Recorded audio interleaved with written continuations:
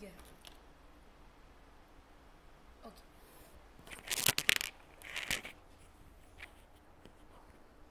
हाँ, ये सिस्टम मेरे लिए भी नया है टू स्टार्ट विथ, ठीक है, कोई बात नहीं। ये सिर्फ आपके लिए है कि आपको रिकॉर्डिंग्स मिलती रहे, अगर गलती से कभी मिस करते हो मेरी क्लासरूम तो फिर से वो गायब ना हो जाए, ठीक है। मुझे नहीं पता आपको 12th स्टैंडर्ड के बाद क्या करना है, पर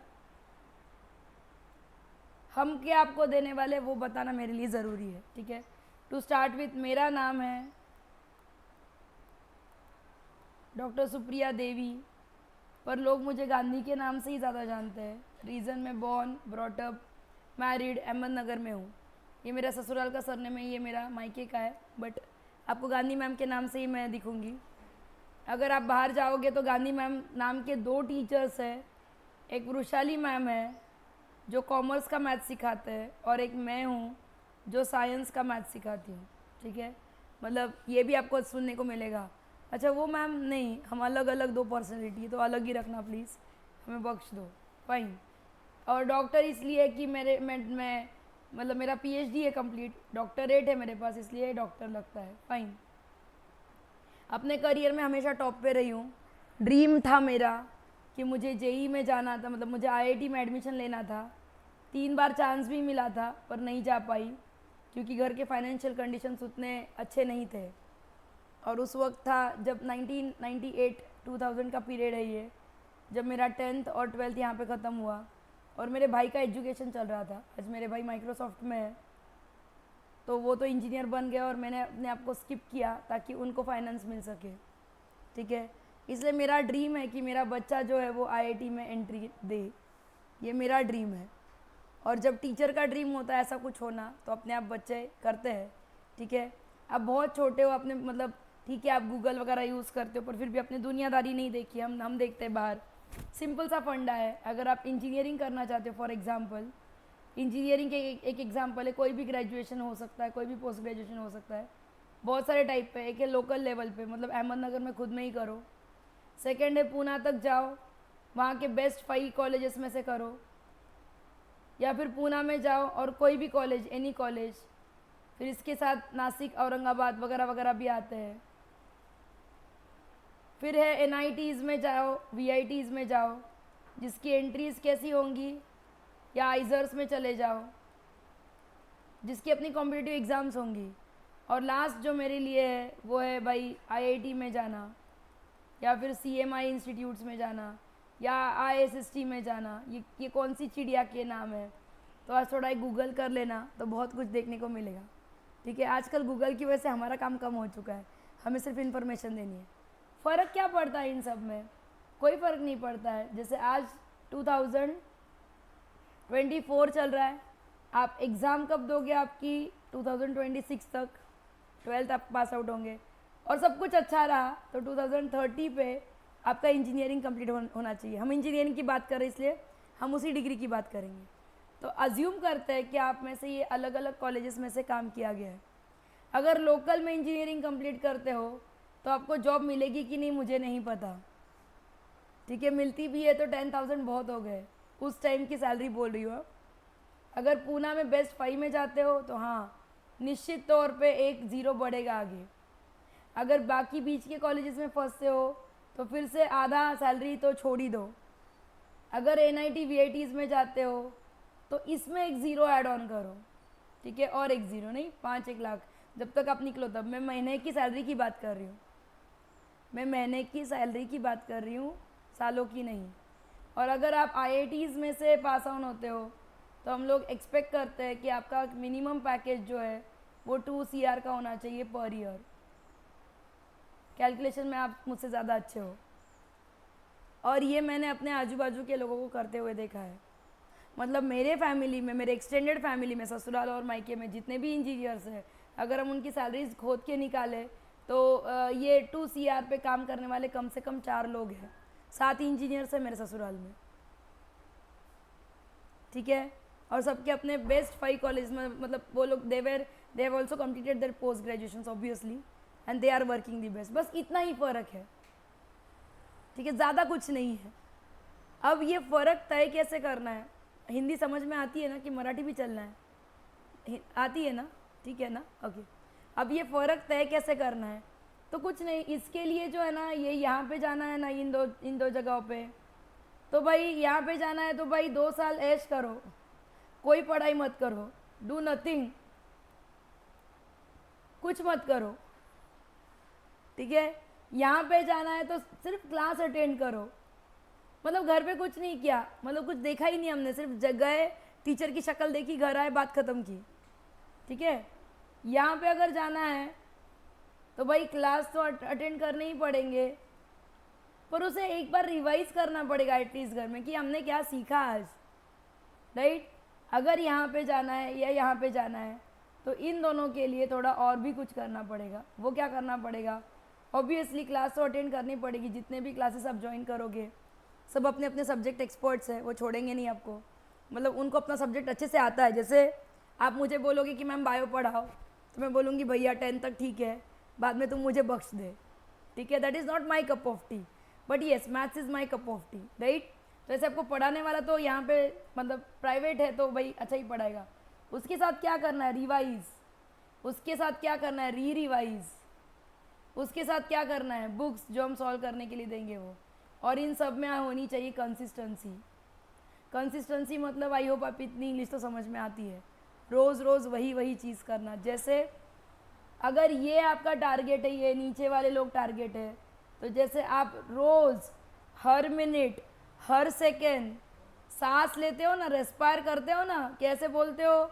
महीने भर का रेस्पिरेशन एक दिन में कर लेता हूँ, इनहेल और एक्सहेल करते हो ना, बस उसी तरह से वो धुन आपके दिमाग के अंदर होनी चाहिए, और वो कंप्लीट धुन आपके दिमाग के अंदर हो जब, और जब हम आज यहाँ से शुरू हो के अभी अप्रैल चल रहा है हमारा, अप्रैल 2024 से चलते हुए जब हम पढ़ाई करना शुरू करते हैं और हमारा लास्ट एग्ज़ाम जो है वो जून 2026 में ख़त्म होता है, जो बिट्स पिलानी का होता है, मतलब करीबन 2 ईयर्स और 2 मंथ्स का ये पूरा ट्रैवल है, ठीक है? अगर हम रोज़ की पर सब्जेक्ट 2 घंटे की पढ़ाई पकड़ते हैं तो कितना हुआ? 365 इंटू 2, चलो 300 पकड़ते हैं, 65 डेज़ मैंने बफर में दे दिया आपको, तो 660 या फिर आप 700 डेज़ पकड़ सकते हो, तो करीब करीब हम लोग 14,000 मतलब 1400 घंटे पढ़ते हैं, ज़्यादा भी नहीं पढ़ रहे पर सब्जेक्ट, और करीब करीब हमारे 5 से 6,000 क्वेश्चन सॉल्व हो जाने चाहिए, ये एक्सपेक्टेड है हमें। आई बात समझ में? ठीक है? तो ये करने की कोशिश कर रहे थे कि अगर हमें हमारा माउंट एवरेस्ट पहले सेट करो, पहले एम सेट करो कि करना क्या चाहते हो, मतलब 2 साल के बाद आपको कहाँ एडमिशन चाहिए ये आप सोच लो आज ही, ठीक है? गूगल सबसे हमारा शूरवीर दोस्त होगा जो हमें हेल्प करेगा कि हमें जाना कहाँ है। उसके लिए हेल्पिंग के लिए कौन होंगे? हमारी फैमिली, हमारे फ्रेंड्स, और ऑब्वियसली हम टीचर्स आपको हेल्प कर सकते हैं कि भाई कौन से कॉलेज में एडमिशन ले सकते हो, कैसे एंट्री मिलती है, कितना पढ़ना पड़ता है, कौन सी एग्ज़ाम देनी पड़ती है। अभी भी कोई आ रहा है? ठीक है, ओके। इस तरह के मतलब आप लोगों को सवाल होने चाहिए, क्योंकि ना एक बार आप टारगेट सेट करोगे ना, आपका वो होता है ना ऐसे बाण वाला, तो फिर चीज़ें आसान हो जाती है, ठीक है? आप बोलोगे मैम अभी तो 10 का एग्ज़ाम दिया, अभी तो हम छुट्टियों पे जाना चाहते हैं, हाँ कोई बात नहीं, पर अभी हम मन में ठान लेंगे कि हमें क्लासेस कौन से फाइनल करने हैं, मतलब हमारा स्मॉल टारगेट्स में हम लोग चलते हैं। पहला हमारा क्लास फाइनलाइजेशन क्या है, हमें कौन सा टीचर पसंद है, और हम क्या पढ़ने वाले हैं, ठीक है? तो आज और बहुत ज़्यादा कुछ नहीं डोज देते हैं, आज हम कुछ सिंपल सा काम करते हैं। ऑब्वियसली मैथ्स है तो maths is not a cup of कि भाई सिर्फ सुनना है, ये कोई प्रवचन नहीं चल रहा है। So obviously I need some rough books and pens, ये तो एक्सपेक्टेड है मुझे। मैथ्स की क्लासरूम है, मैथ्स की क्लासरूम एक ही क्लासरूम होती है कि जहाँ पे आप खुद के साथ कुछ कर सकते हो, बाकी तो सुनना एंड सुनना ही है ना? फाइन। कल हम डिस्कस करेंगे कि मैथ्स का क्या सिलेबस होगा, और कल से आपका टाइमिंग जो है वो मैं 10:30 कर दूंगी, ठीक है? वहाँ से आने के लिए आपको बफर चाहिए 15 मिनट का, तो ओके। मैं 10 से यहीं पे हूँ, 10:30 बजे क्लास शुरू करेंगे, तू 10:15 बजे पहुँचेगा। अच्छा, उन्हीं के साथ आएगा, ठीक है, डन। साथ में घूमिए, घूमना अच्छा होता है, क्लास टू क्लास। ऐसे भी नगर में घूमने जैसा कुछ है नहीं, तो क्लासेस ही अच्छे, सबसे अच्छे, ठीक है? फाइन।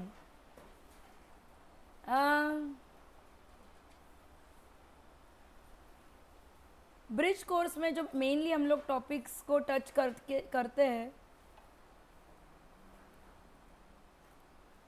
उनमें से है पहला वाला बेसिक टॉपिक जो हम कंप्लीट करने की कोशिश करते हैं वो है इनइक्वालिटीज़। दूसरा जो कंप्लीट करने की कोशिश करते हैं वो है लॉगरिदम। तीसरा जो टॉपिक मेन इम्पॉर्टेंट होता है जिससे शायद बच्चों को डर लगता है और अगर नहीं लगता है तो वेल एंड फाइन, ट्रिग्नोमेट्री। ठीक है, और ये सारे हम लोग करते हैं मेरे एंगल से, मतलब मेरा चश्मा। ठीक है, मतलब हम लोग आपको एकदम बेसिक से, जहाँ पे आपको इस तरह के कुछ क्वेश्चंस एकदम 4th-5th स्टैंडर्ड में हो चुके हैं, यहाँ से हम आपको सिखाने की कोशिश करेंगे। क्योंकि जब तक आपको मेरी भाषा नहीं आती है, आपकी ज़बान पे मेरी भाषा अगर चढ़ जाए तो चीज़ें बहुत आसान हो जाएगी। ठीक है, सारी पढ़ाई में मैथ्स की पढ़ाई ऐसी रहेगी कि जो आपके ब्रेन को रिलैक्स करे, मतलब आपको गेम खेलने की ज़रूरत नहीं रहनी चाहिए। उस टाइम पे आप मैथ्स करो, ये हमें एक्सपेक्टेड है। फाइन। सपोज फॉर एग्जांपल अगर ये 4 एकदम सिंपल से क्वेश्चंस करने हैं तो सब लोग कंफ्यूज होते हैं फॉर अ सेकेंड या for a fraction of second की ॲड करू का सबट्रॅक्ट करू आणि नक्की साइन कोणाची देऊ, है ना। मराठी भी समझ में आता है ना बीच बीच में। ठीक है, जास्त मराठी बोलायचं आहे का हिंदी, दोन्ही चालतं आहे। ठीक आहे, डन। त्यामुळे एका सेकंदासाठी प्रत्येकजण कन्फ्यूज होत असतो की नक्की काय करायचं इथे। सोपा रूल आहे आमचा, सगळ्यांच्या घरी मोठे बहीण भावंड आहेत, सख्खे नाही तर चुलत आहेत, आणि आपले आई बाबा अगदी प्रेमाने म्हणतात मोठ्या भावाचं नेहमी ऐकायचं, बरोबर आहे ना। ओके, आम्ही नंबर्सला पण असंच शिकवतो तुम्हाला। या दोघांमध्ये मोठा भाऊ कोण आहे, 15, करेक्ट, आणि त्याच्या आधी कुठलीच साइन नहीं है, इट हैज़ नो साइन। सो हम क्या अज्यूम करते कि उसकी साइन क्या है, प्लस। ठीक है, ओके, तो जो भी आंसर आएगा उसका साइन कितना क्या आने वाला है, सबसे पहले साइन तय कर लेते हैं। इसका साइन प्लस आएगा क्योंकि 15 का साइन प्लस है और 15 बड़े भैया है। इसका साइन क्या आएगा, माइनस। इसका साइन क्या आएगा, प्लस, और इसका sign minus. Sign of the answer. ठीक है, करना क्या चाहते हो, अगर दोनों अपोजिट साइन है तो सिंपली सबट्रैक्ट करो, दोनों अपोजिट साइन है तो सिंपली सबट्रैक्ट करो, और दोनों सेम साइन है तो सिंपली ऐड करो, एंड आई एम डन। ठीक है, अब कंफ्यूज होगा क्या, देखते हैं। अगर -30 + 28 दूँ तो क्या करोगे, दोनों के साइन कैसे है, अपोजिट, मतलब सबट्रैक्ट करोगे। 30 - 28 कितना होता है, पहले 2 और फिर बड़े भैया की साइन इसलिए -2। बड़े भैया कौन थे, 30। अगर हम इस तरह से मैथ सीखेंगे तो फिर हार्ड जाएगा क्या। और ये मुझे क्यों बताना पड़ता है फर्स्ट लेक्चर में फर्स्ट पॉइंट, क्योंकि लास्ट स्टेप में कहीं ना कहीं ये आता है, और आता है फिर वहाँ पे प्यार से मिस्टेक करते हैं, मतलब पूरा मैथ्स बराबर और लास्ट स्टेप में गई भैंस पानी में। ठीक है, इस तरह के कुछ हम ट्रिक्स सीखेंगे। चलिए, आज आप इतना दूर से आए हो तो वो होता है ना, मतलब दशहरे के दिन कुछ ड्रॉ किया जाता है, ऐसा कुछ क्या आपके घरों में करते हैं। हाँ, माता सरस्वती को ड्रॉ करते हो, राइट, जो ट्राइंगुलर शेप में है, और फिर इसकी पूजा वगैरह की जाती है ना, करेक्ट। इसकी भी स्टोरी है जो हम कल आपको सुनाएंगे कि 1 और 4 ही नंबर्स के साथ क्यों किया गया है, और इतने ही 1 और इतने ही 4 क्यों है, जो स्टोरी आपने कभी नहीं सुनी होगी। ठीक है, आज हम ना इस सरस्वती माता से प्रेरित एक बंदे के पास जाएंगे जो आप ही के एज का है और जो टाइम पास करने के लिए गेम खेलता है। उसने क्या किया, ये भी आपने देखा हुआ है, 1 से स्टार्ट किया गेम, और यहाँ पे क्या लिखेंगे, इन दोनों का एडिशन। 1 + 1 कितना होता है, 2, और यहाँ पे आएगा 1। फिर से 1 से स्टार्ट करो, इन दोनों का एडिशन कितना है, 3, फिर इन दोनों का एडिशन कितना है, 3, फिर ये आएगा 1, करेक्ट। फिर 1 से स्टार्ट करो, इन दोनों का एडिशन कितना है, 4, इन दोनों का एडिशन कितना है, 6, इन दोनों का एडिशन कितना है, 4, और फिर 1, करेक्ट। क्या मुझे आप अगली स्टेप बता सकते हो, 1, 5, 10, 10, 5। ऐसा कौन बंदा जिसको समझ में नहीं आ रहा है क्या कर रही हूँ, raise hand. Okay, next step, 1, 6, फिर इन दोनों का एडिशन 15, बोर्ड अच्छे से दिख रहा है ना, 20, फिर 15, फिर 6, फिर 1। क्या हम और एक स्टेप कर सकते हैं? ओके, ट्राई करते हैं। 1, 7, 21, 35, 35, 21, फिर 7 और फिर 1। क्या और एक नेक्स्ट स्टेप कर सकते हो? बुक में राइट डाउन। ये किसने किया पता है? सबसे पहले पास्कल ने। इसे हम बोलेंगे पास्कल्स ट्राइंगल। ये देखा सा है ना कहीं ना कहीं, और अगर नहीं है तो अभी तो देखा, तो हाँ ही बोलना इन एनी केस। अगर पहले देखा तो अच्छा है, नहीं तो अभी तो मैंने दिखाया ना। तो पास्कल को देखा है ये पास्कल का ट्राइंगल है। मैम ये क्या नंबर्स के साथ बैठे हो और क्या कर रहे हो हमारे साथ, तो पता चलेगा क्या कर रही हूँ। ठीक है, बहुत सारी चीज़ों को इंटरकनेक्ट करने की कोशिश कर रही हूँ।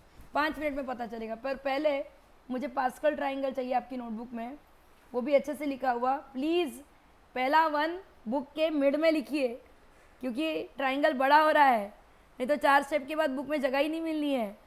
While you write down properly. Yes बच्चू, हाँ कर ले, तो थोड़ा मतलब उजाला कम हो तो कुछ समझ में आए।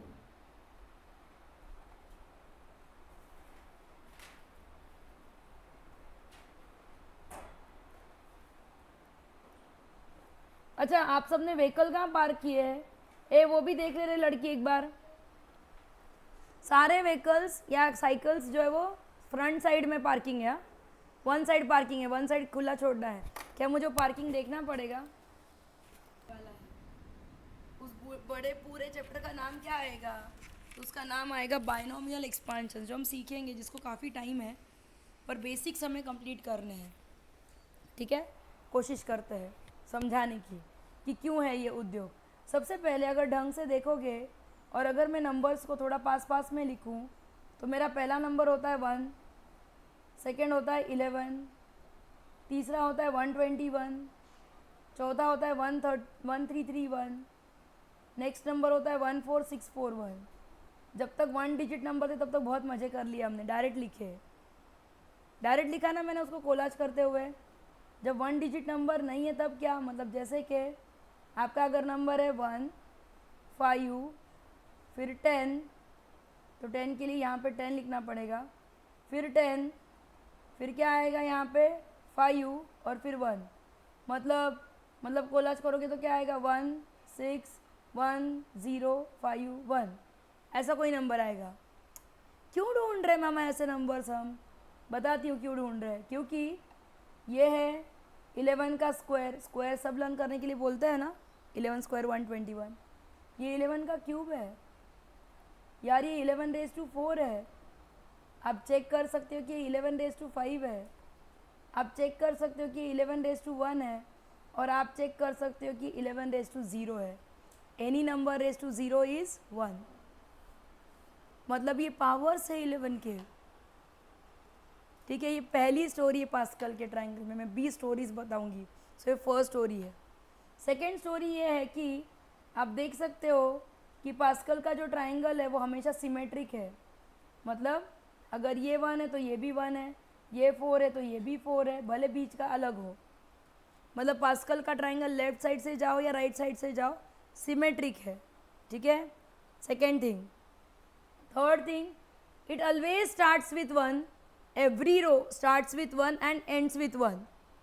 ठीक है, और नंबर्स कैसे होते हैं, जरा हम अगर ग्राफ पे प्लॉट करेंगे नंबर्स, तो पहला नंबर जैसे इस वाले स्टेप का करती हूँ, तो पहला नंबर है 1, सेकेंड है 4, थर्ड है 6, फिर 4 और फिर 1।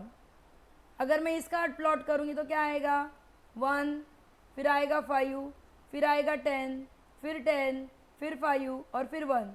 मतलब प्लॉट करूँगी तो ये इंक्रीज़ होते हैं नंबर्स, फिर डिक्रीज़ होते हैं, इंक्रीज़ होते हैं, स्टिल रहते हैं, फिर डिक्रीज़ होते हैं, है ना। इस तरह के नंबर्स है ये। ठीक है, ओके मैम, ये भी समझ में आ गया।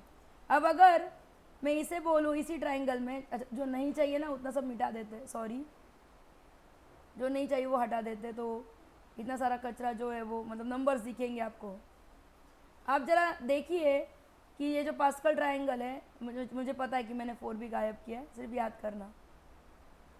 दोनों 4 और दोनों 2 चले गए, ठीक है। ओके, जो चले गए उनको फिर से निकाल लेके आते भैया, जाना नहीं। ऐसा था ना कुछ, करेक्ट। ओके, ये स्टेप 1 है। स्टेप 1 में कितने नंबर्स है? एक ही नंबर है, 1 नंबर है। स्टेप 2 में कितने एंट्रीज है? 2 एंट्रीज है। स्टेप 3 में कितनी एंट्रीज है? 1 2 3 3 एंट्रीज है। मतलब इन जनरल अगर मेरे पास nth स्टेप है तो उसमें एंट्रीज कितनी होंगी? क्या होगी? n ही होंगी क्या? स्टेप 3 में, अच्छा ओके, सॉरी मैं नाम चेंज करूँ, आई एम सॉरी। पहले स्टेप को ना मैं स्टेप 0 पकड़ती हूँ। चलो, स्टेप 0 में 1 एंट्री है। स्टेप 1 में 2 एंट्रीज है। स्टेप 2 में 3 एंट्रीज है। स्टेप 3 में कितनी एंट्रीज है? 4 एंट्रीज है। तो nth स्टेप में एंट्रीज कितनी होंगी? n-1 के n+1, n+1 होंगी। क्या आपको जनरलाइजेशन आता है? ठीक है। क्यों स्टेप कर रहे हो, बताते हैं क्यों स्टेप कर रहे हैं। चलो 2 मिनट के लिए स्टोरी को बाजू में रखते हैं और एक स्टोरी लेके आते हैं जो 9th-10th में थी, जो कई लोगों को ईजी लगी पर कई लोगों को बड़ी डेंजर लगी। और वो स्टोरी थी a+b² की। अभी तक लोगों को समझ में, कुछ लोगों को समझ में नहीं आता कि a+b² में भैया इसे डायरेक्ट a² + b² क्यों नहीं लिखती है मैडम, क्यों बीच में 2ab लाती है। ये एक्सपांशन है ना, ठीक है। a² + 2ab + b², उस 2ab को हम हमेशा भूल जाते हैं, नहीं ना, नहीं भूलेंगे। और क्यों है ऐसा, कोई बता सकता है इसका प्रूफ? कोई जो बहुत जाना माना सा प्रूफ है? नहीं। अच्छा, किसी के घर में खेती है? नहीं, अज्यूम करते हैं, ठीक है। खुशी दीदी सबसे बड़ी, तो खुशी के घर में खेती है। जो खेत है उसका एक साइड का लेंथ है, स्क्वायर खेती है भाई, squares are very beautiful right. उसका हर एक साइड है a+b, सपोज, ओके। अब खुशी को इसमें 4 चीज़ें, 4 अनाज उगाने हैं, इसलिए खुशी ने क्या किया, इस खेती के 4 पार्ट किए। तो क्या हम भी 4 पार्ट कर सकते हैं? है ना, हमें ग्राउंड के 4 पार्ट तो करने पड़ेंगे ना, तभी जाके तो हम 4 प्रकार के अनाज उगा सकते हैं। चलो 4 पार्ट बना दिए। खुशी ने क्या बोला कि ये मैं b/b के एरिया में, यहाँ पे मैं कांदा लाविन, कांदा, ठीक है। अब अगर ये b है इतना, और टोटल अगर a+b है, ये वाला पार्ट ab अगर टोटल a+b है और ac अगर b है, तो cb की लेंथ कितनी आएगी? ये टोटल a+b है, इतना b है, तो cb की लेंथ कितनी आनी चाहिए? a, मानते हो आप? ओके। उसने बोला यार साल भर में बड़ा गेहूँ लगता है, तो मैं यहाँ पे गेहूँ पेरूँगी, ठीक है, यहाँ पे गेहूँ उगेगा, ओके। मम्मा ने बोला कि यार ये एरिया जो रह रही है रेक्टेंगुलर एरिया, यहाँ पे थोड़ा सा चावल दे देना, ठीक है, और यहाँ पे क्या लेंगे, बाकी सारे रहे हुए एरिया में सब्जियाँ या फिर दाल, ताकि खुशी को बाहर ना जाना पड़े, ठीक है, खाना खाने के लिए, ओके। खुशी ने गेहूँ कितने एरिया में सो किया है? कितने एरिया में गेहूँ है? तो a× है, मतलब a²। कितने एरिया में उसने दाल लगाई थी या सब्जियां लगाई थी, तरकारी लगाई थी? तो यार इतना b है, हॉरिजॉन्टल b है, और वर्टिकल कितना है? ये b है, ये a है, तो एरिया कितना होता है? ab, करेक्ट है। यहाँ पे भी उसने कुछ तो भी लगाया था ना, दाल लगाई थी, तो ये भी ab है या b है। और इसमें हमने सबसे पहले क्या लगाया था? कांदा, है ना, तो वो कितना आ गया? b²। मतलब टोटल एरिया जिसमें हमने खेती करवाई वो क्या आएगा? a² + 2ab + b², ठीक है। उसके चाचू ने बोला यार बहुत कॉम्प्लिकेटेड है, ऐसा नहीं करेंगे, हम पूरी खेती में सिर्फ शुगर केन लगाएंगे, गन्ना, जो महाराष्ट्र का सबसे बड़ा मतलब बड़ी चीज़ है जिसको बहुत सारे पैसे मिलते हैं, ठीक है। तो मतलब उन्होंने कितना क्या क्या किया, ये a+b लेंथ और a+b ब्रेड्थ, मतलब उन्होंने कितना सो किया? a+b²। और ऑब्वियसली ये दोनों एरिया सेम है, इसीलिए एक्सपांशन आता है। ये ज्योमेट्रिकल प्रूफ है, कि A plus B bracket square A square plus B square क्यों नहीं होता है, बल्कि A square plus B square plus कितना होता है, वे भी। अब भूलेंगे नहीं, तो ये हमने सीखा था। Okay, what is A plus B bracket cube, ये भी सीखा था। हाँ हाँ हाँ हाँ हाँ। और हम ही जानते हैं कि हमारे टीचर को ये हमारे गले उतारने में बहुत दिन लगे थे कि नहीं, और हमने हिम्मत ही नहीं की पूछने की कि मैडम या sir A plus B bracket raise to 4 कितना होगा, क्या पता फिर लर्न करवा दे हमको। बस हो गए, 2 फॉर्मूलाज काफ़ी हो गए। हेवन हेवन है ना, और कोई हेवन नहीं देखना है हमें, पर आज मैं आपको हेवन दिखाऊंगी और अच्छे से दिखाऊंगी, ठीक है। कैसे, तो जो हमने पहले सीखा है उसको थोड़ा सा अलग एंगल से सीखते हैं। हमने देखा कि A plus B bracket square जो था उसका एक्सपांशन था A square plus 2ab plus B square. ध्यान से, हाँ टुकड़े टुकड़े कर रही हूँ, मतलब भाई अगर ध्यान से देखो तो ए के पावर जो है वो घट रहे हैं, यहाँ कुछ नहीं है, मतलब ए रेस टू 0 है। इस टर्म में ए स्क्वायर है, इस टर्म में ए है, इस टर्म में ए नहीं है, मतलब ए रेस टू 0 है। क्या आप मानते हो? एवरीबॉडी विथ मी, कोई जाएगा नहीं कहीं भी, बहुत इंपॉर्टेंट शुरू हुआ है। अब यहाँ पे b है ही नहीं, मतलब b रेस टू 0 है, फिर b रेस टू 1 है, और ये कितना आएगा, ये b स्क्वायर आएगा। और कोएफिशिएंट क्या यूज़ किए है, 1, कुछ भी नहीं है मतलब 1 है, फिर 2 और फिर 1, है ना। ये क्या किया मैम आपने, चलो और एक बार दिखाते क्या किया। Suppose a plus B bracket cube है जिसका फॉर्मूला था 1a क्यूब b 0। अच्छा नहीं, ऐसा नहीं लिखते हैं, ऐसा लिखेंगे तो शायद आपको थोड़ा मुश्किल जाए, हम आपकी भाषा लिखेंगे। a cube plus 3a square b plus 3ab square plus b cube.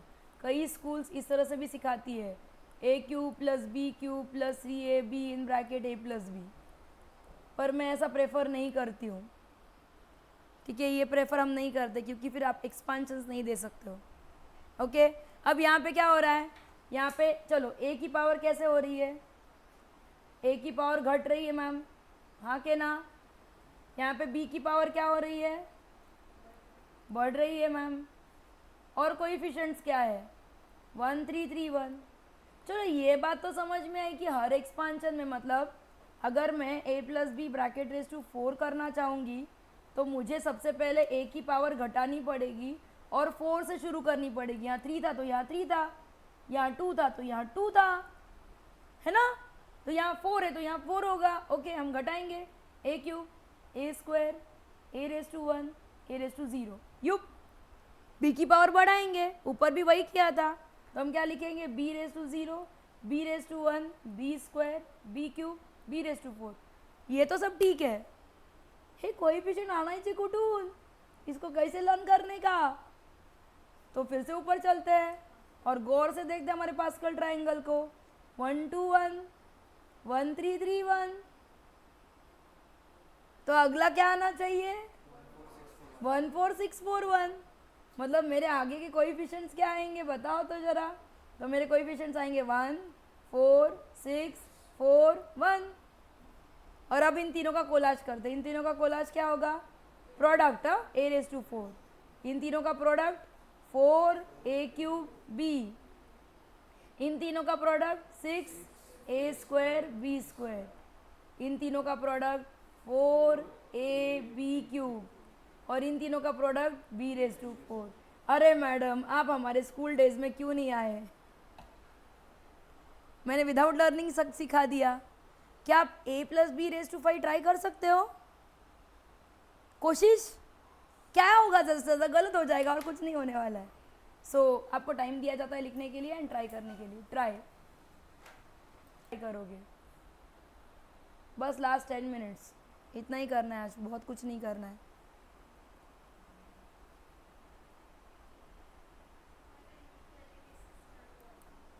Correct.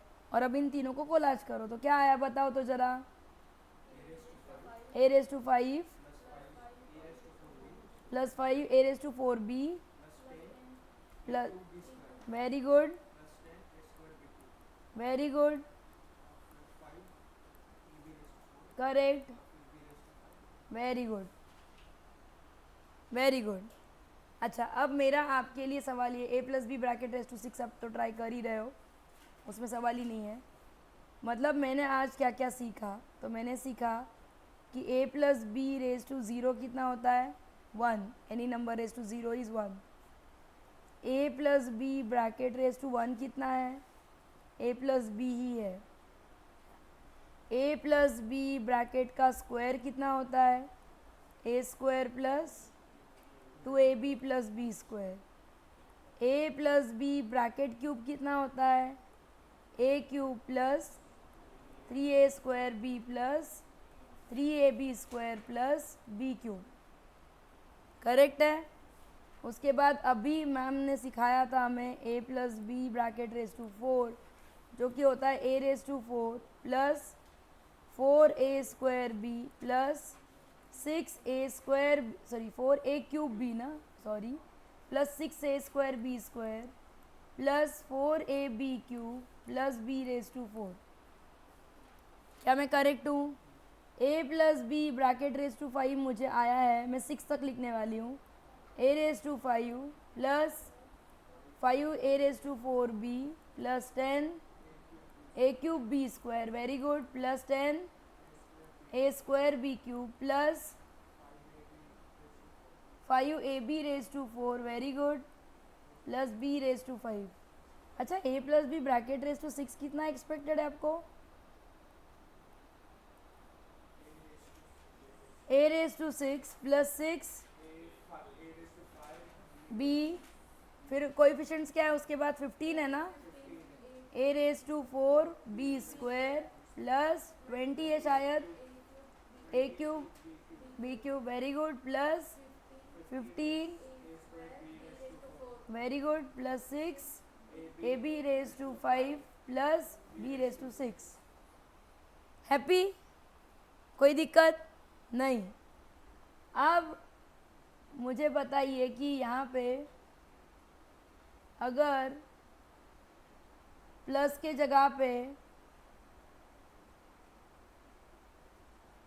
Minus हो तो क्या करोगे?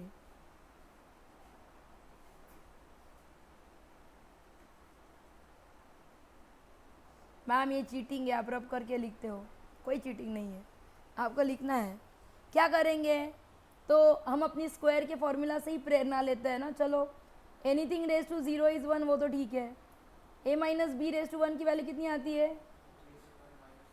a minus B raise to 1 की वैल्यू कितनी आती है? a minus B. अच्छा, फिर सबट्रैक्शन में क्या होता है?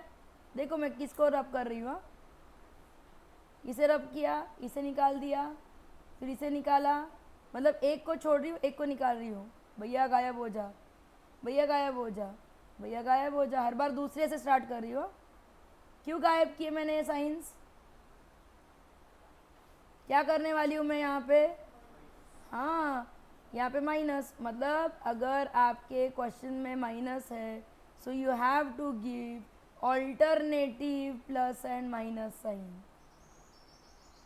What you have to give? Alternative plus and minus sign. मतलब पहली साइन प्लस, फिर माइनस, फिर प्लस, फिर ये प्लस, फिर माइनस, फिर प्लस, फिर माइनस, फिर प्लस माइनस। हमेशा प्लस से ही शुरू करना। हम हमारा हर एक काम पॉजिटिवली ही शुरू करते हैं ना, तो हर एक काम प्लस से ही शुरू करेंगे। कभी कभी माइनस में निकल जाते तो कोई बात नहीं, फिर से प्लस में आ जाएंगे। क्या मैं क्लियर इनफ हूँ? मतलब अगर माइनस है तो क्या हमें डरना चाहिए?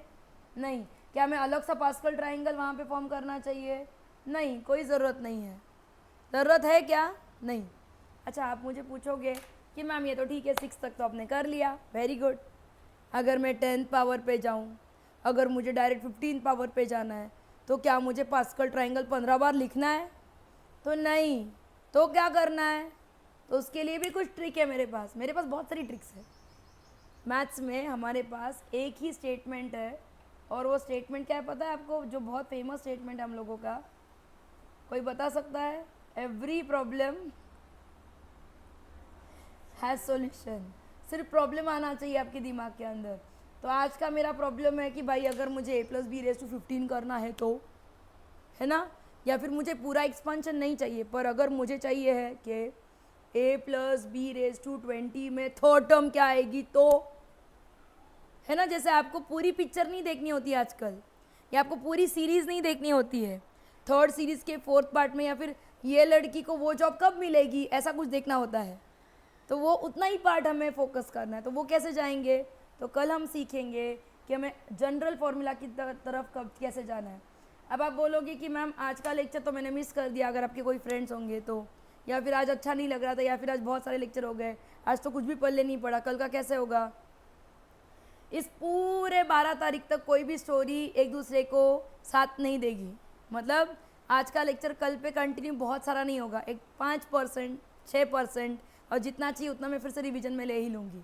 मतलब कल आप जब आओगे तो आपको नए नोटेशन के साथ आप शुरू हो जाओगे, और हम जब लास्ट डे पे स्टोरी ये लगाएंगे तो लास्ट डे पे सारी स्टोरी को हम एक पिक्चर की तरह आपको ये दिखाएंगे कि हमने फर्स्ट डे ये सीखा, सेकेंड डे ये सीखा, इससे यहाँ है, उससे वहाँ है, ऐसे हम चलेंगे। ठीक है। जैसे हम बड़ा पजल सॉल्व करते तो कैसे करते हैं, छोटे छोटे छोटे पार्ट पहले सॉल्व कर लेते हैं ना, बस वही किस्सा है। ठीक है। आपको इस ब्रिज कोर्स में हर एक टीचर से क्या जानना है,